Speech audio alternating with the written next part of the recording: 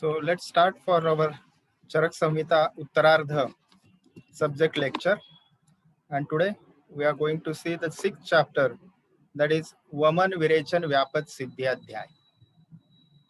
तो आप सभी को ज्ञात है कि हमने पिछले लेक्चर में जो देखा था वमन विरेचन व्यापत के बारे में हमने चर्चा की थी और वो अध्याय हम पूरा नहीं कर पाए थे और इससे आगे हम ले जाएंगे इस अध्याय को। तो श्लोक क्रमांक 6 चैप्टर हम देख रहे हैं। श्लोक क्रमांक 45 से हम आगे चलेंगे। तो यहाँ पे श्लोक क्रमांक 45 से 51 तक एक्सेस साइंस ऑफ एलिमिनेशन, संशोधन अगर ज्यादा हो जाता है उसके दो कारण प्रदान हो सकते हैं। एक तो व्यक्ति का कोष्ठ जो है वो मृदु होगा या फिर औषधि जो है वो ज्यादा तीक्ष्ण इस्तेमाल की होगी फिजिशियन ने, तो ये व्यापत जो है वो हो सकते हैं। तो इसको हम समझने का प्रयास करेंगे। चलिए, होप ज्यादा से ज्यादा विद्यार्थी जुड़ पाएंगे। तो हम हफ्ते में कम से कम 3 लेक्चर जो है वो सिद्धि स्थान का लेने का प्रयास करेंगे और सिद्धि स्थान समाप्त होने के बाद फिर हम अन्य स्थानों की ओर बढ़ेंगे। तो अति तीक्ष्णम क्षुधार्थस्य मृदु कोष्ठस्य भेषजम ऋतुवाशु विट पित्त कफान धातुन विस्रावयेत द्रवान। तो यहाँ पे अतियोग के लक्षण विशेषता जो है एक्सेस एलिमिनेशन साइंस बताते हैं कि 2 कंडीशंस यहाँ पे उन्होंने बता दी। भूख से पीड़ित वह व्यक्ति है और मृदु कोष्ठ है। ऐसे व्यक्ति को अगर तीक्ष्ण संशोधन का प्रयोग किया जाए तो तुरंत वह क्या कर देती है औषधि, विट यानी पुरीश, सबसे पहले पुरीश मल जो है फीकल मटेरियल बाहर निकलता है, फिर पित्त और फिर कफ, ये क्रम से निकलते हैं और उसके बाद रसादी जो धातुएं हैं वो द्रव स्वरूप में बाहर निकलती है। अर्थात ये कौन सा भी हम सामान्य विरेचन की बात करेंगे तो सबसे पहले पुरीश मल जो खाया हुआ बचा हुआ अन्न है उसका मल स्वरूप बाहर निकलता है, फिर पित्त दोष और फिर कफ दोष। लेकिन ये अति तीक्ष्ण या अति योग होने के वजह से आगे रसादी जो धातु है वो द्रव स्वरूप में बाहर निकलती है। अभी परिणाम स्वरूप क्या हो जाएगा, ये धातुएं शरीर के धारणात् धातुवा है, यह उसका प्रधान कार्य है।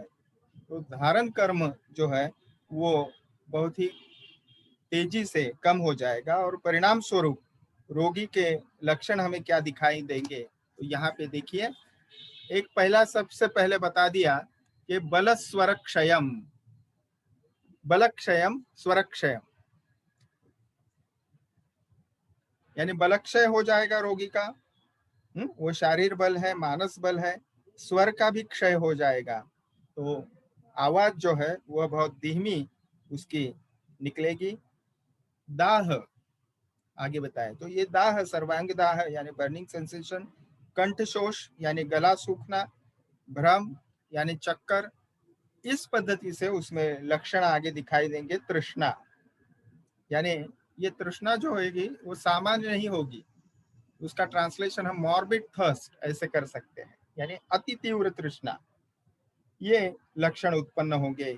और फिर उसकी चिकित्सा तुरंत चरकाचार्य बताते हैं, ऐसे स्थिति में कुर्याच्च मधुरैः तत्र शेषम औषधम उल्लिखेत। तो ऐसी अवस्था में मधुर गण की औषधियों का प्रयोग करना चाहिए और शरीर में जो शेष औषध है उसको वमन के द्वारा उल्लेखेत ऐसा शब्द प्रयोग किया है। तो वमन के द्वारा उसको बाहर निकालना है ताकि विरेचन जो है वो ज्यादा ना हो, लूज मोशंस उस रोगी को ज्यादा ना हो। अभी देखिए, इसी पद्धति से अत्यधिक वमन अगर हो रहा है, एक्सेस एलिमिनेशन है लेकिन वो वमन के रूप में है, तो ऐसे स्थिति में उसको क्या किया जाएगा, वो शेष औषध निकालने के लिए विरेचन औषधि दी जाएगी। ठीक है।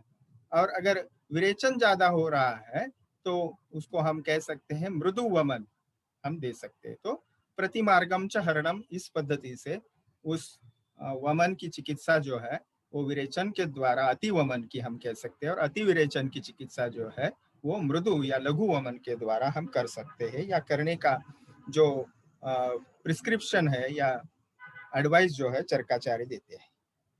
अब आगे चिकित्सा बताते हैं, देखिए, परिशेक अवगाह अवगाहात यही, यानी वमन और विरेचन का वेग जो है उसको कम करने के लिए शीतल अवगाह या शीतल परिसेक, क्योंकि शीत गुण जो है वो संकोच उत्पन्न करता है शरीर में, और इससे वमन के ज्यादा उल्टियां है या फिर ज्यादा दस्त है वो कम होने में इसकी मदद होगी। और औषधों के देखिए रस स्वरूप बता दिया आगे, कषाय और मधुर एवं शीत, तो कषाय मधुर रसात्मक और शीत गुणधर्मात्मक अन्न पान और औषध, यानी आहार का भी उपयोग वैसे ही करना है इन गुण धर्मों से युक्त, पान यानी पीने के लिए औषध स्वरूप में।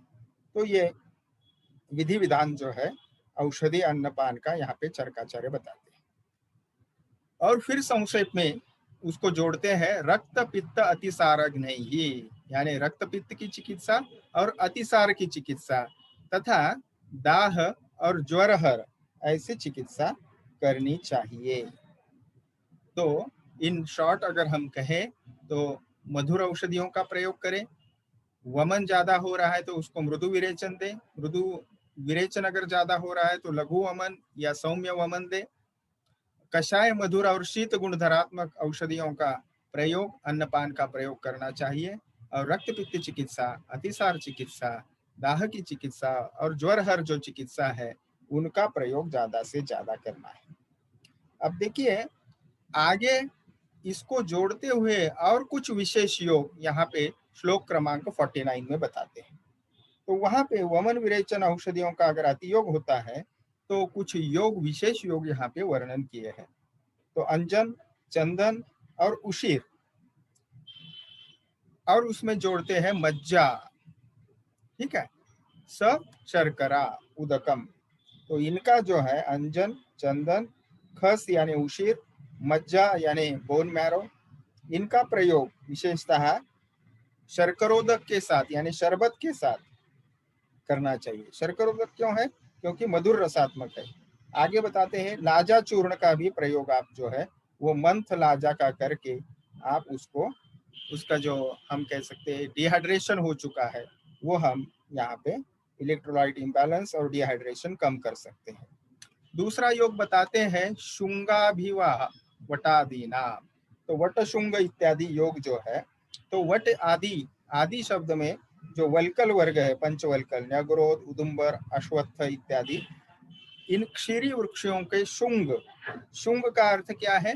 जो लीफ रहते हैं उसकी बड़ आगे जो होती है उसको वटशुंग या शुंग कहते हैं। तो उनका क्वाथ से निर्मित पेय से मधु मिलाकर यानी शहद मिला के फिर वो रोगी को पीने को देना चाहिए।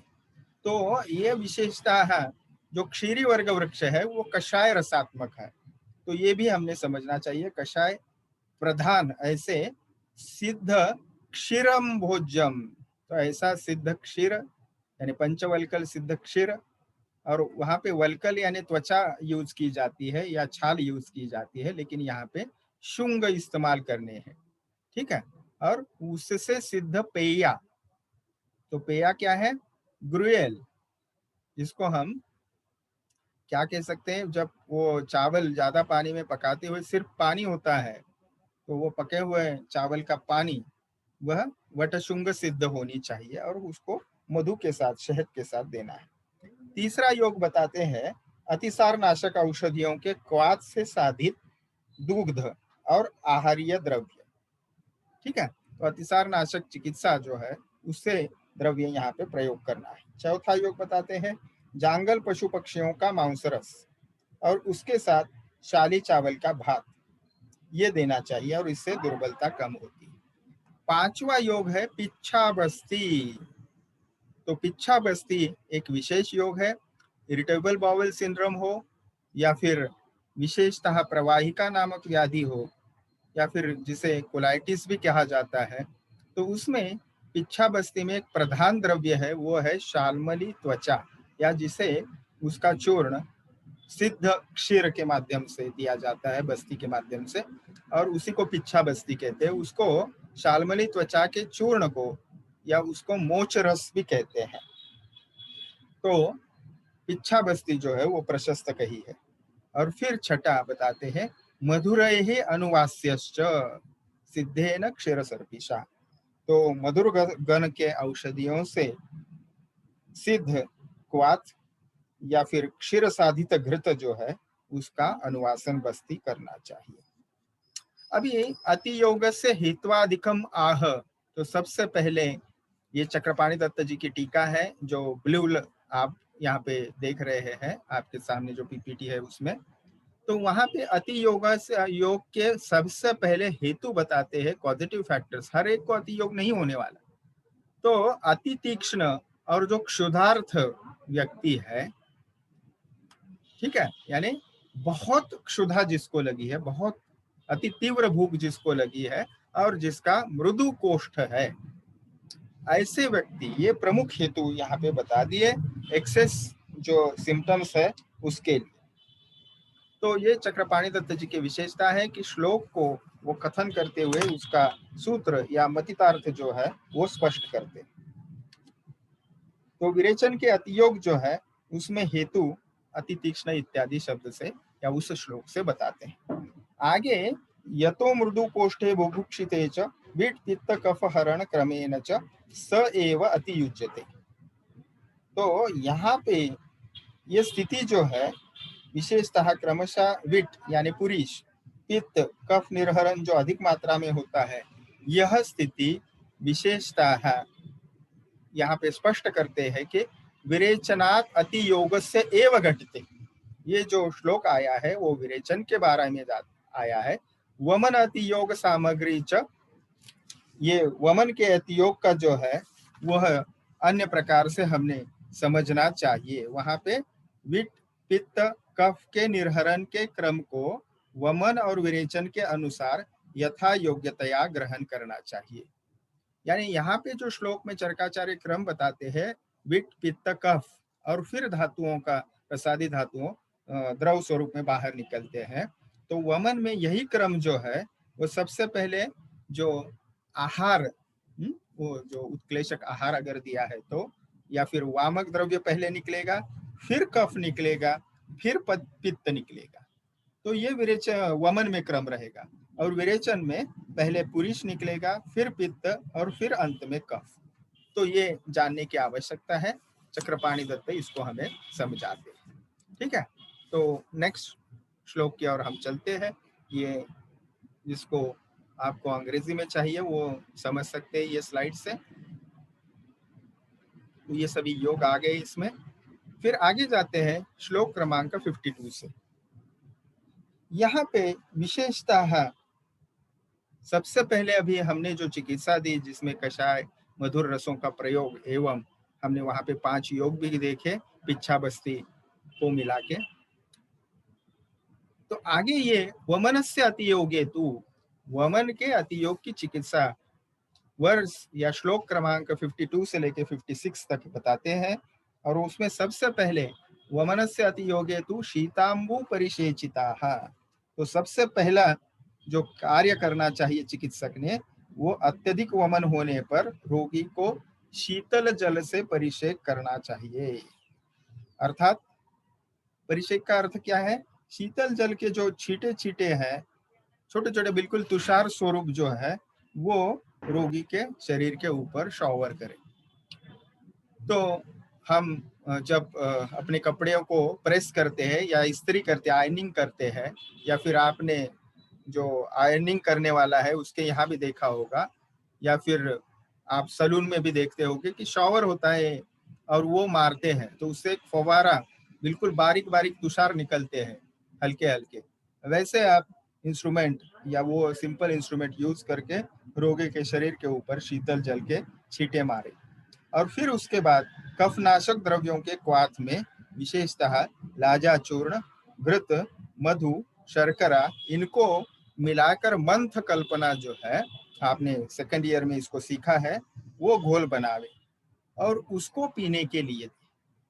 तो लाजा से क्या होगा, लाजा जो है वो आप सूत्र स्थान में भी चरकाचार्य जब श्रेष्ठ द्रव्यों का वर्णन करते हैं, जिसे अग्र संग्रह कहते हैं, वहां पे लाजा छर्दिशु, यानी छर्दी का अगर अतियोग होता है, वॉमिटिंग अगर एक्सेस हो रहा है पेशेंट को, व्यक्ति को, तो ऐसे स्थिति में लाजा का जरूर प्रयोग करना चाहिए।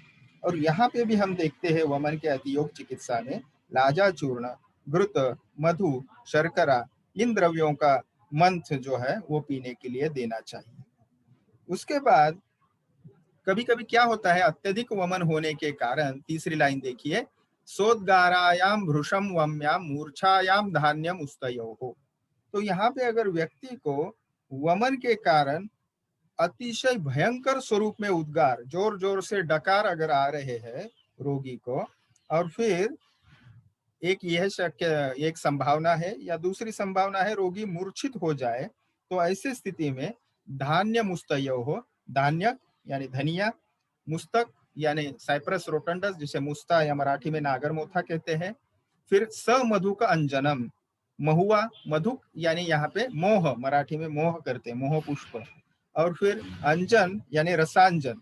तो रसांजन क्या है, ये सॉलिड एक्सट्रैक्ट ऑफ दारू हरिद्रा, दारू हरिद्रा जो हब है उसका सॉलिड एक्सट्रैक्ट है रसांजन, इसको समभाग से निर्मित चूर्ण को मधु के साथ देना चाहिए।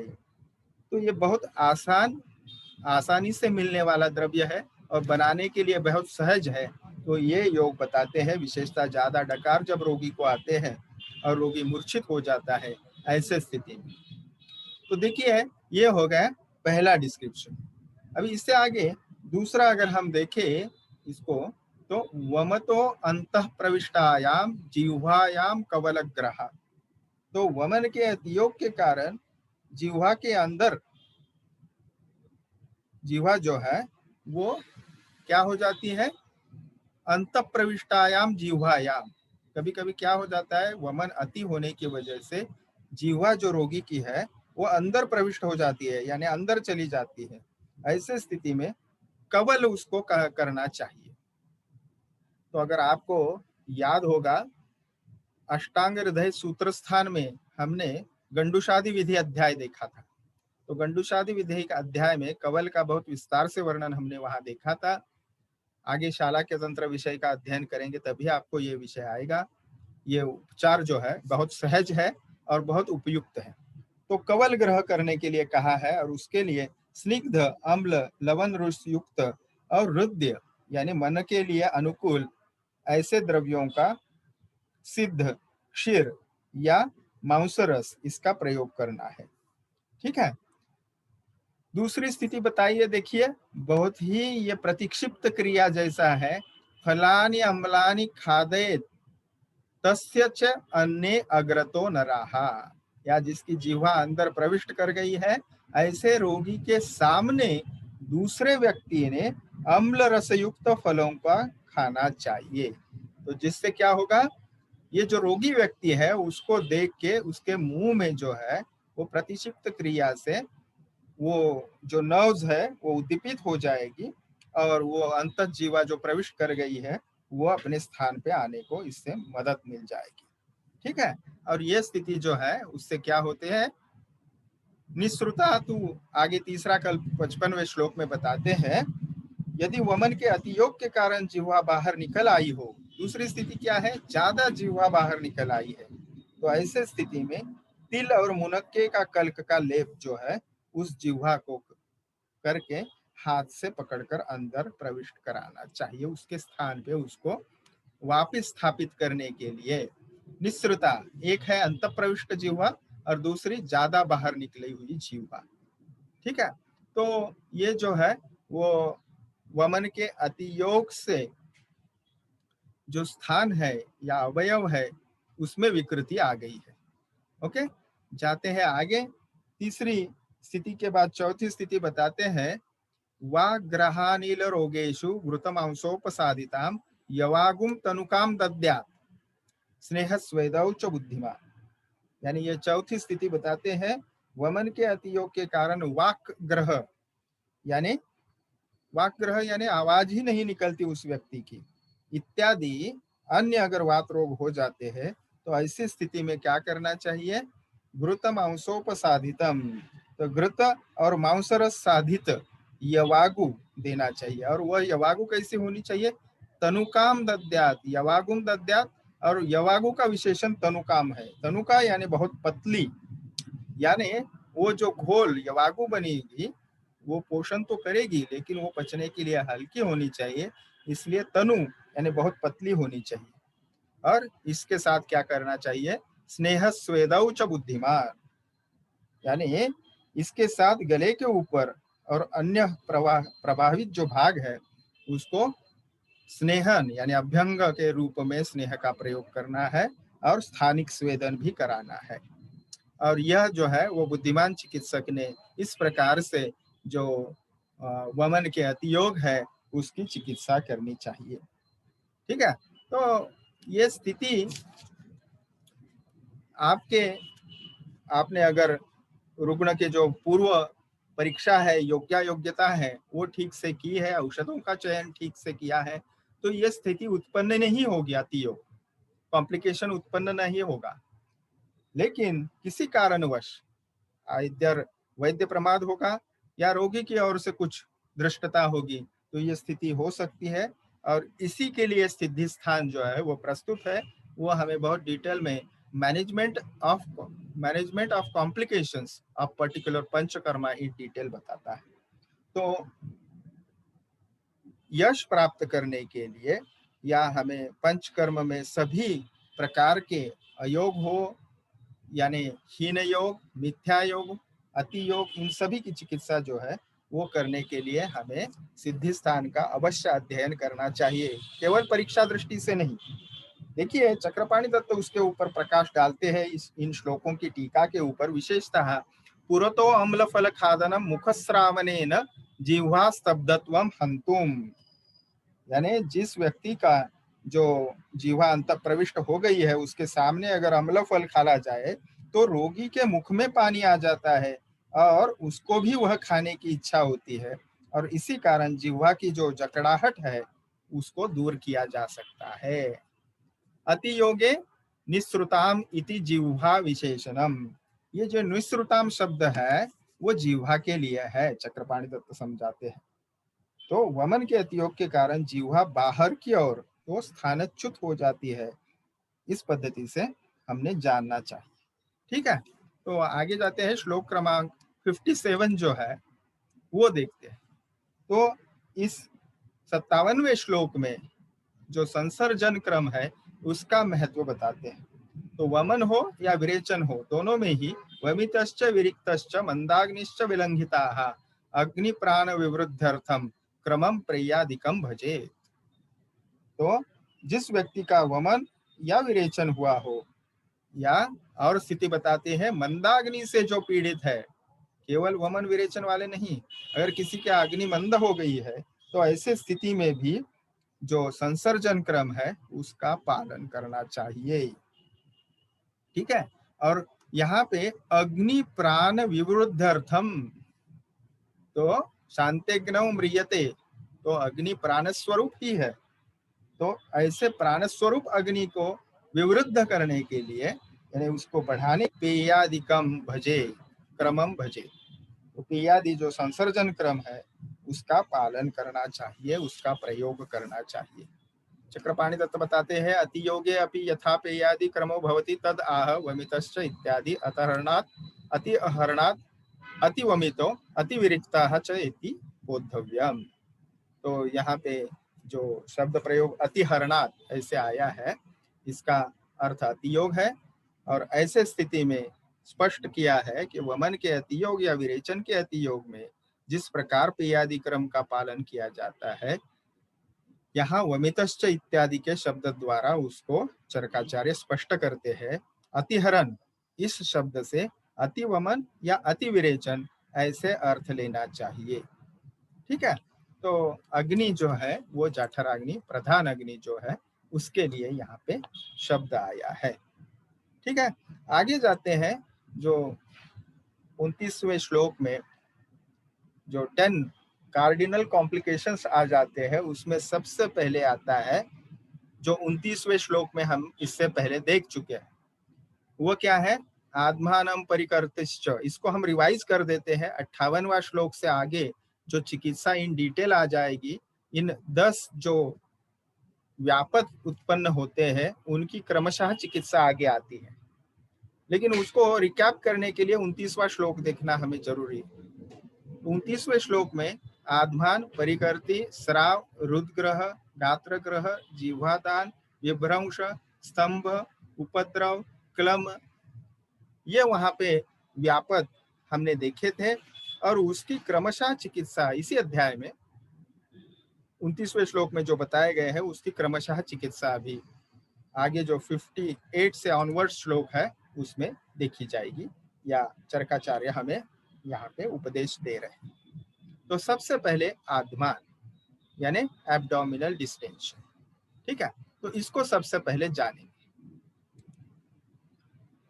तो बहुदोषस्य रुक्षस्य हीनाग्नेः अल्पम औषधम। तो इस श्लोक में जिस व्यक्ति के शरीर में वातादि दोष अत्यधिक प्रकोपित हुए हैं, जिसका शरीर जो है वह रुक्ष हो गया है, और तीसरी स्थिति जो मंदाग्नि से पीड़ित है यानी जिसकी जाठराग्नि अति दुर्बल है, और चौथी बताते हैं उदावर्त व्यक्ति यानी जिस जो उदावर्त जिसको व्याधि हुआ है। उदावर्त यानी क्या है?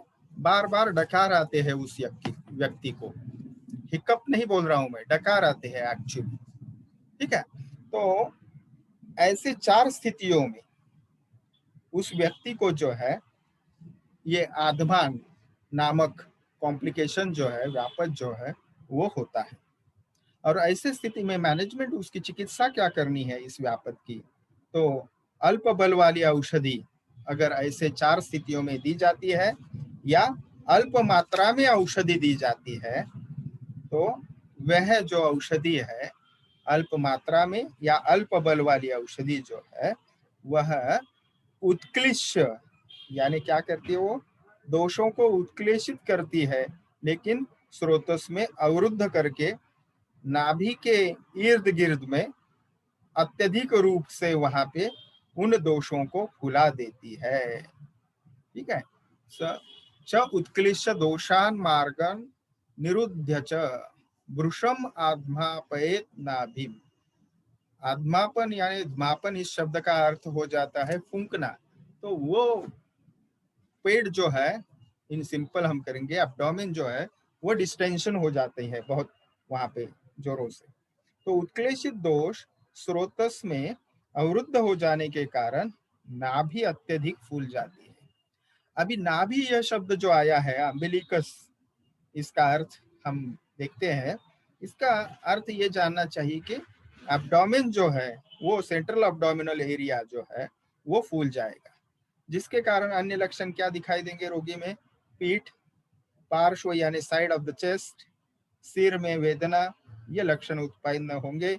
इसके साथ श्वास, पुरीश, मूत्र एवं अपान वायु का वेग जो है इनमें अवरोध उत्पन्न हो जाएगा, यानी उस रोगी को श्वास लेने में कठिनाई होगी, पुरीश मूत्र के वेग अवरोध हो जाएगा, अपान वायु का वेग अवरोध हो जाएगा। और इसकी चिकित्सा आगे बताते हैं अभ्यंग स्वेद वर्त्यादि। अभ्यंग करना है, स्वेदन कराना है, और वर्त्यादि यानी वर्ती का प्रयोग, फलवर्ती का प्रयोग। तो फलवर्ती क्या है? मेडिकेटेड सपोजिटरी है। तो बस्ती सूत्रीय अध्याय में हमने इसका चित्र भी देखा था।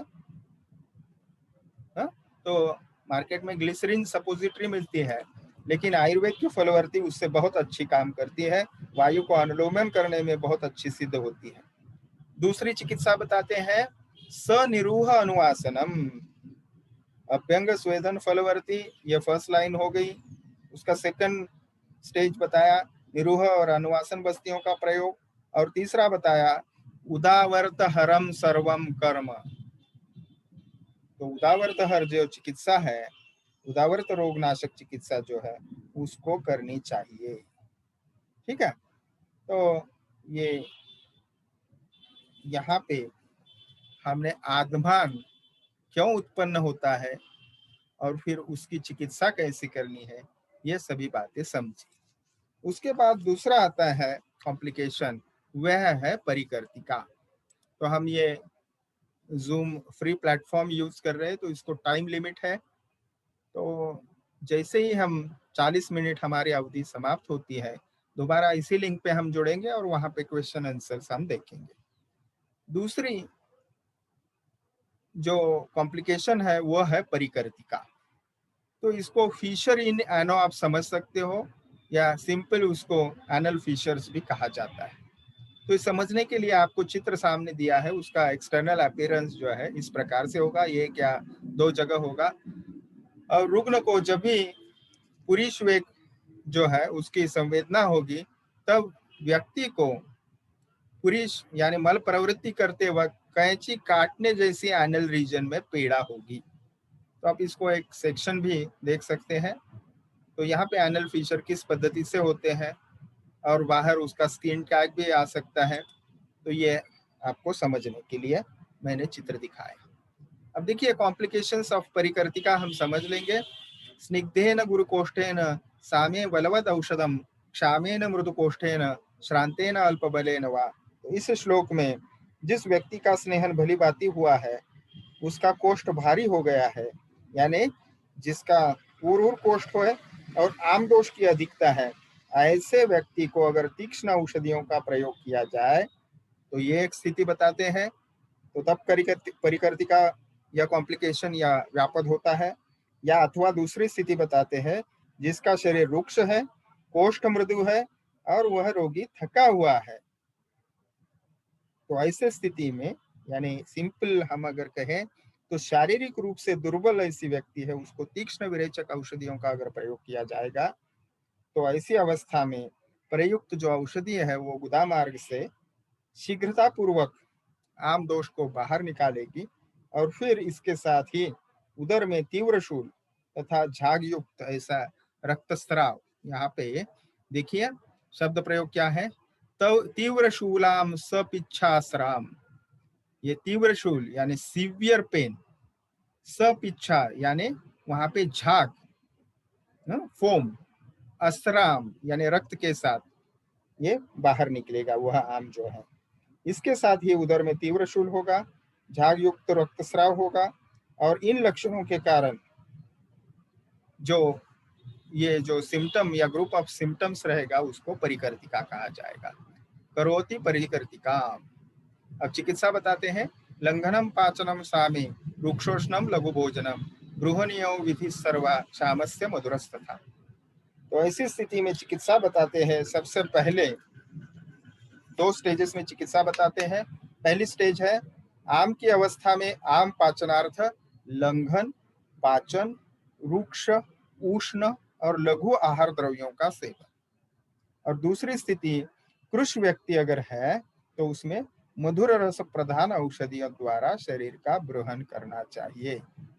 और विशेषतः ब्रूहनीय औषध जो है इस परिकर्तिका व्याधि में कृश व्यक्ति के लिए बहुत ही कल्याणकारी सिद्ध होती है। ठीक है। तो चक्रपाणी दत्त यहाँ पे पीतम गत्वा गुदम इति, तो ये शब्द से विरेचन के अतियोग से परिकर्तिका ऐसा ग्रहण करना चाहिए। ठीक है। तो ये शब्द हमें वो समझाते हैं। तो आगे श्लोक क्रमांक 64 से 67 को देखेंगे, और विशेषतः यहाँ पे परिकर्तिका जो व्याधि या कॉम्प्लिकेशन है, तो उसकी चिकित्सा के लिए विभिन्न योग यहाँ पे आए हैं। और यहाँ पे स्पष्ट कर देते हैं, आमे जीर्णे अनुबंधश्चेत क्षाराम्लम लघु शस्यते, यानी जो पूर्व क्रम बता दिए उससे सफलता आपको नहीं मिलती, तो ये बिल्कुल हम कह सकते हैं 100% रिजल्ट देने वाले ऐसे रामबाण ये योग बताते हैं। विशेषतः 64वां श्लोक आप देखिए, यदि वायु की अधिकता है तो ऐसे स्थिति में नीचे जो योग मैं आपको बताऊंगा, चक्रपाणी दत्त उसके ऊपर टीका भी लिखते हैं डिटेल में, क्योंकि चिकित्सा स्थान 19वें अध्याय में चांगेरी घृत अतिसार में जो आया है उसका वर्णन है। तो विशेषतः पुष्प काशिस में क्षार, सैंधव, लवण अनार का रस यानी दाड़िम का रस और घृत, यह एक योग बताया।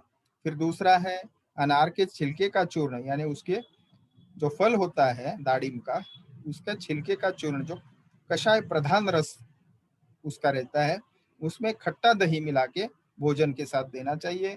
तीसरा योग है देवदारू तिल कल्क का प्रयोग बताया है, यानी देवदारू चूर्ण और तिल का कल्क उष्ण जल के साथ देना है। फिर चौथा योग है अश्वत्थ, यानी जिसे बोधि वृक्ष भी कहते हैं, यानी पीपल। फिर उदुम्बर यानी गूलर, प्लक्ष यानी पाकड़ और कदम्ब, ये जो है वो फिर एक बार कषाय रस के द्रव्य है। इनके छाल की क्वाथ और उसमें पकाया गया क्षीर जो है, सिद्ध क्षीर पाक हम कहेंगे, उसको पीने के लिए देना चाहिए। फिर बताते हैं कषाय मधुर शीत रसात्मक जो पिच्छा बस्ती है वह देनी चाहिए।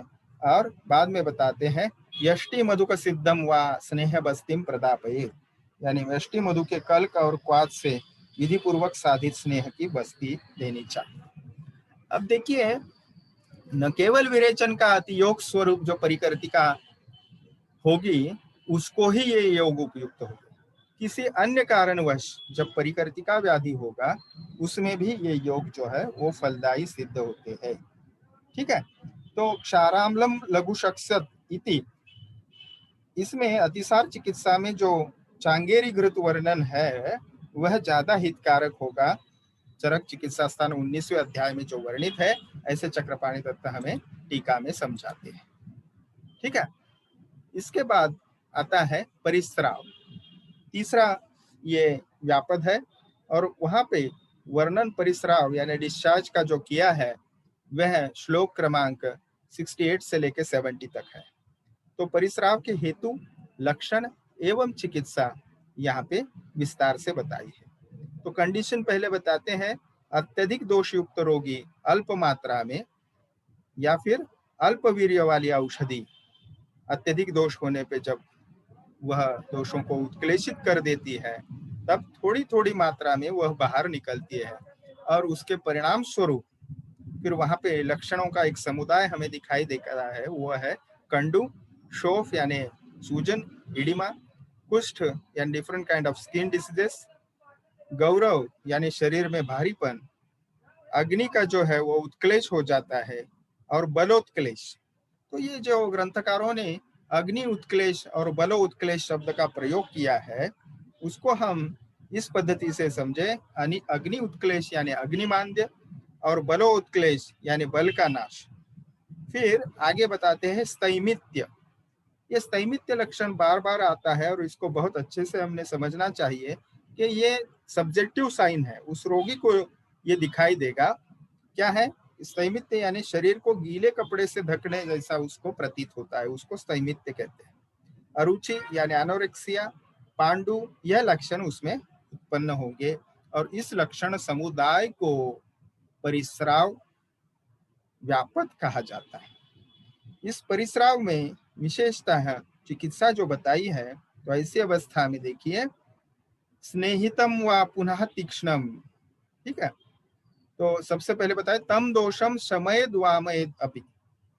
विशेषतः यहाँ पे वहां पे जो चिकित्सा करनी चाहिए वो वमन के द्वारा बढ़े हुए दोष जो है उनको सबसे पहले निकालना चाहिए, या फिर स्नेहितम वह पुनः तीक्ष्णम पायेत विरेचनम, या वमन के द्वारा वो आप नहीं कर सकते तो पुनः स्नेहन करा के तीक्ष्ण औषधि पिलाकर उसको रोगी को विरेचन कराना चाहिए।